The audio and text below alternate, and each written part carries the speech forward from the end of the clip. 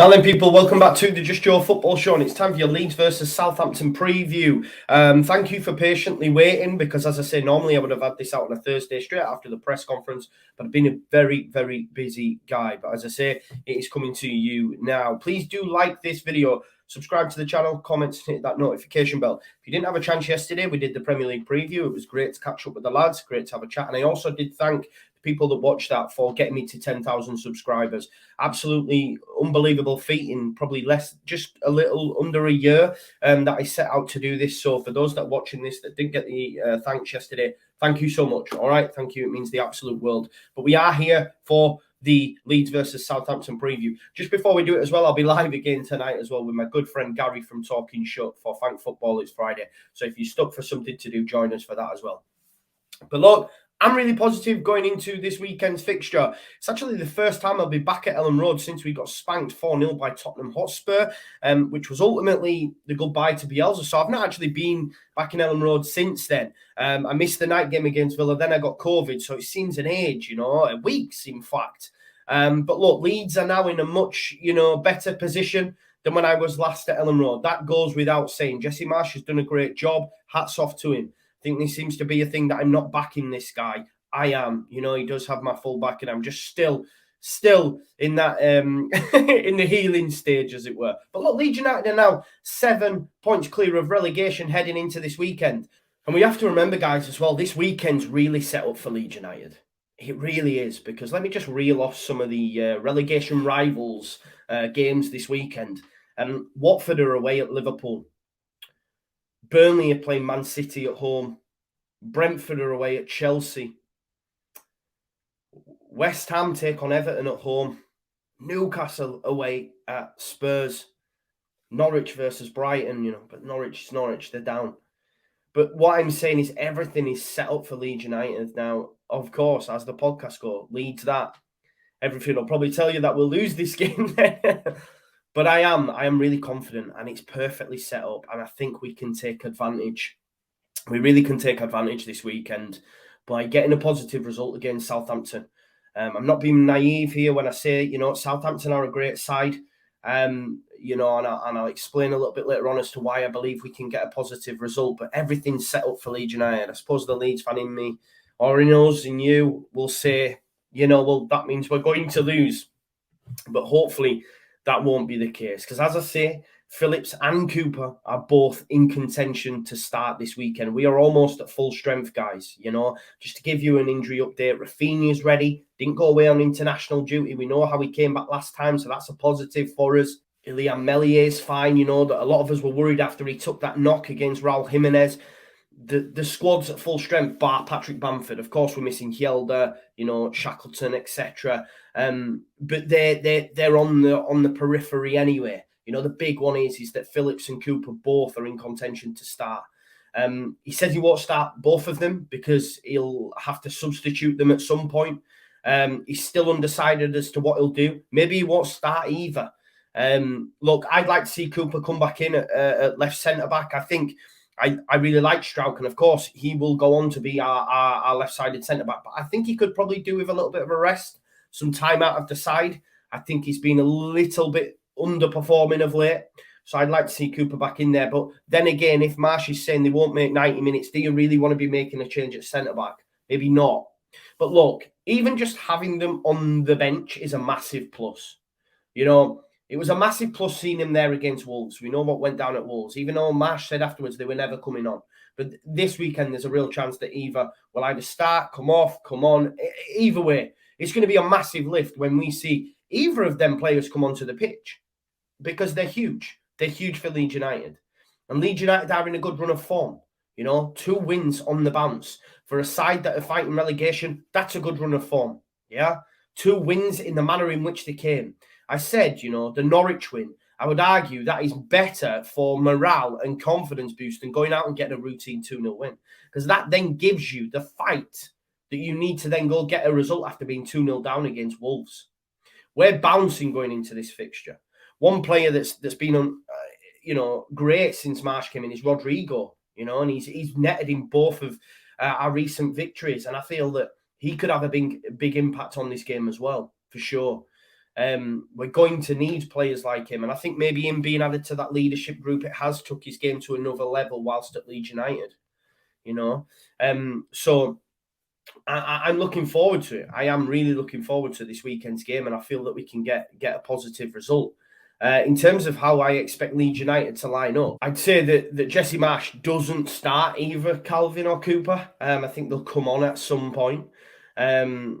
Look, I'd like to see Calvin and Cooper both start, but I just feel what he said, or maybe, you never know with Marsch. He's not like Bielsa in that Bielsa will just be honest to the core, you know what I mean? He spoke previously about Wolves, about them possibly playing, and then after the fact said they were never going to play. Maybe he's throwing a spanner in the works for Southampton and Hasenhüttl, lulling them into this false sense of security that either Calvin or Cooper won't make 90 minutes and then they play the full game. But I'm just going to edge on the side of caution and say that they don't start. So for me, it'll be Meslier in goal, Luke Halen at right back, who for me has probably been the standout player under Jesse Marsch. Dallas will play left back. Your centre-back partnership for me will be Strauch and Llorente. I probably prefer to see Koch. I'm slowly falling out of love with Llorente a little bit, getting shades of Pontus a little bit. The double pivot, for me, I think will be Forshaw and Click, and I like that. I do see the future being Phillips and Click, if I'm honest. I think Forshaw's not as progressive a passer.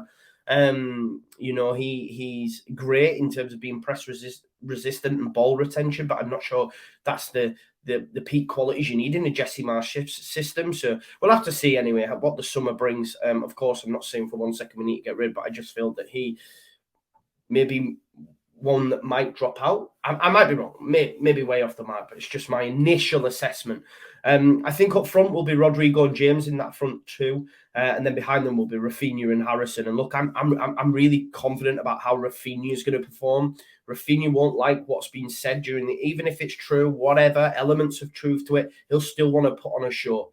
He knows that he's probably going to leave in the summer, but he's well aware that he wants to make sure Leeds survive first of all. He's an angry type player. He'll be at full fitness. He hasn't been away with Brazil duty, and I think he's going to be key in this fixture. And I'm really looking forward to him playing, I can't lie. Now, how I expect this game to actually unfold on Saturday. Now, Leeds United's record at home, it's been a lot of goals scored. Now, of course, you have to take into consideration that a lot of that came under Bielsa, and a lot of that came against teams in the top six that were spanking us week in, week out. Man United got 4, Spurs got 4.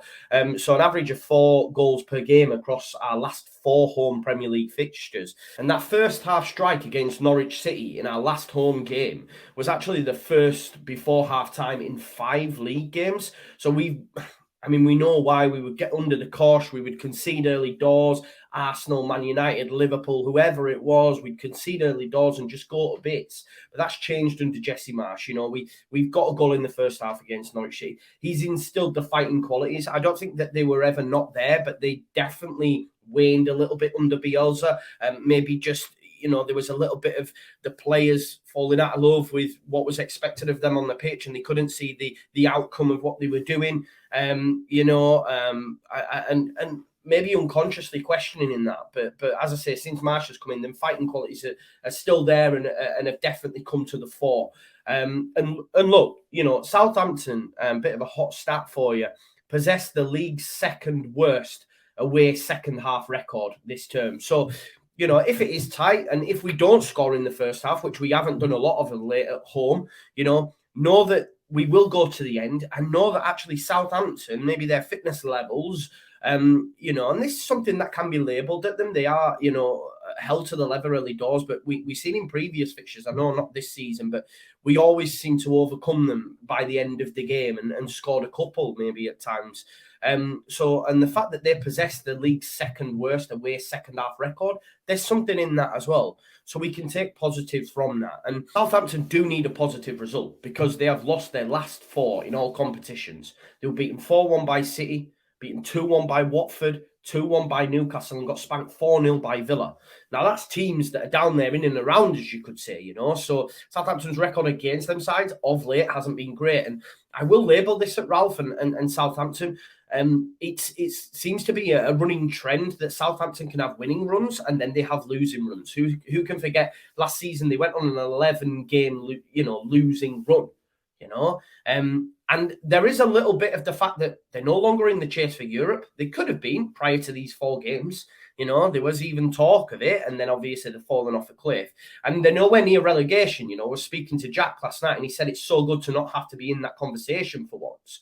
So you could argue, is there a little bit of on the beach about it from a Southampton perspective? Maybe they're on that losing run.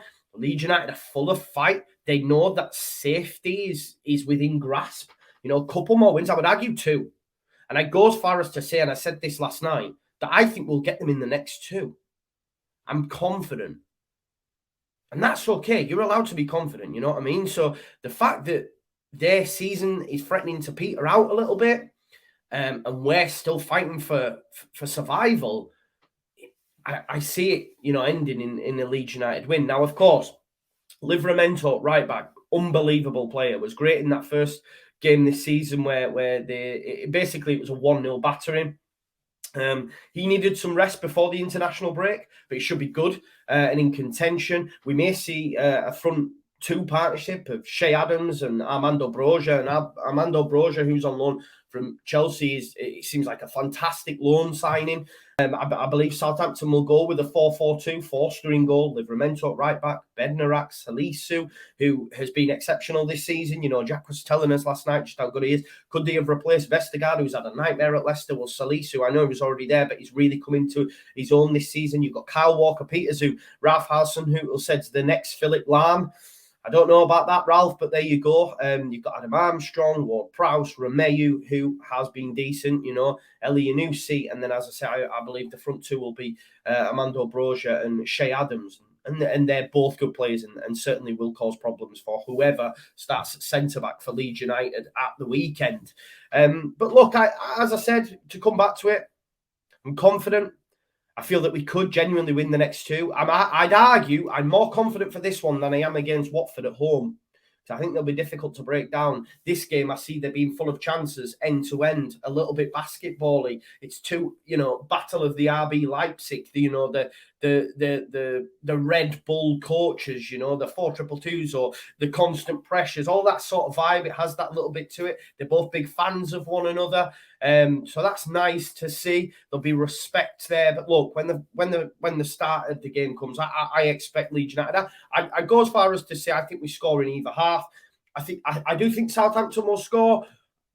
I do think Leeds United will win the game though, and I am going to go for a 2-1 Leeds United win. And fingers crossed that will happen, because as I say, it'd be huge for Leeds United, especially when you consider the context of this weekend's games. You know, before we kick off, Watford could have been beaten by Liverpool. We can stretch that gap, you know, and that's what it's all about, because we're 7 points clear at the minute. You get a win and you increase that to 10, 8, 9. You're sitting pretty, believe me. I know we still would prefer more wins, but, you know, them behind us have got to win. They've got to win. We need to put points on the board and get that advantage. And here's a perfect opportunity, because in a few weeks' time, we've got some tough fixtures, you know. So let's do that this weekend, Leeds United, and hopefully we can, and I believe we will. Join me tonight live with Gary. Like the video, subscribe to the channel. Leeds are going to win 2-1, and I'll see you all in a bit. Peace out. Leeds, Leeds, Leeds.